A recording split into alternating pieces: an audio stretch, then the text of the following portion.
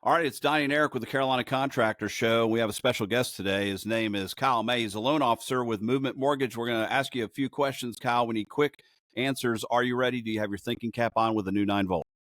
Trying. It All right, should here be we working. go. Question number one, true or false? I can't buy a house without putting 20% down. False. There's 0% down programs, aka no down payment. 3%, 3.5%, 5%. There's a lot of programs out there that does not require 20% down. Okay, Kyle, next question. What are some programs from the government that young people might take advantage of if they're a first-time buyer? Now, there's state programs, there's government programs. I won't know the majority of them. I'm just talking Okay. on the ones in North Carolina that I work with. And the main one that I work with is North Carolina Housing Down Payment Assistance.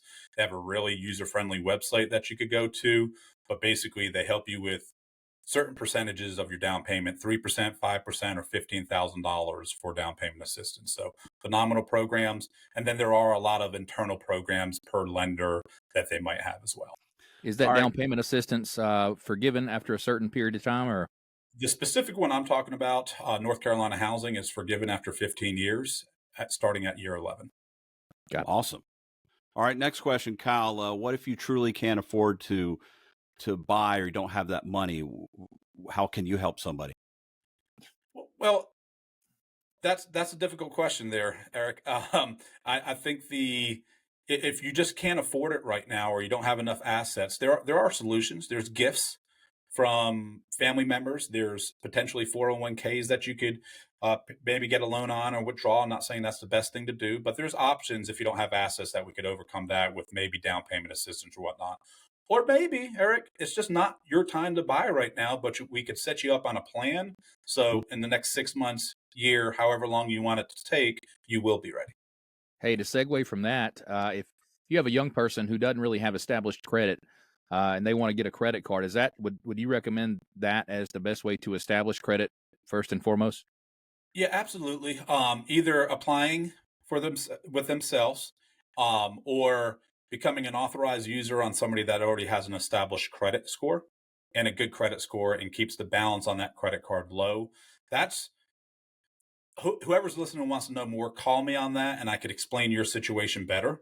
But yes, you do need to get credit, and you need to start building it.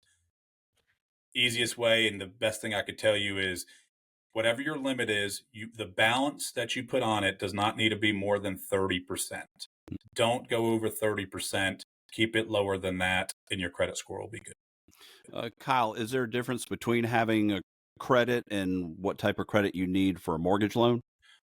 Not necessarily. A lot of it's credit history a little bit that goes into it. So an example, let's say you're brand new, you opened a credit card last month and you're on Credit Karma and it shows that you have credit scores.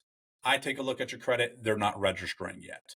That is common because sometimes it takes a few months for your credit score to start reporting correctly to all the major credit bureaus. So just because you have a credit score right now doesn't mean you're exactly ready. But again, that's a case by case basis. But overall, if it's on your credit report, if it's a personal loan, if it's a student loan, if it's a credit card and you're paying the payments and you're paying it on time, that's going to help your credit and make you mortgage eligible. And do you have any recommendations for how to improve credit, or say you have established credit, you don't meet the qualifications? What might someone do to make that score look better? Each situation is going to be different, right? The biggest thing I see is make your payments on time. I can't fix your credit or help you if you're missing payments on stuff. Nobody can. It's never going to get better. You have to make at least your minimum payments, which again, I don't recommend. But if you're in that situation, that's at least a start. The biggest thing is most people have multiple credit cards. Let's say they have $10,000 of credit card debt. In their mind, they think they need to pay off one credit card and their credit scores are going to get higher. What they really should do is pay all three of them down to 30% or less, and that's going to help their credit score even more because all the risk on those credit cards are low rather than one being paid off and then the others are still high. Does that make sense? Perfect. Makes a lot of sense. There you go. Half a dozen questions that Kyle May was able to give you a summary of. He's a loan officer with Movement Mortgage.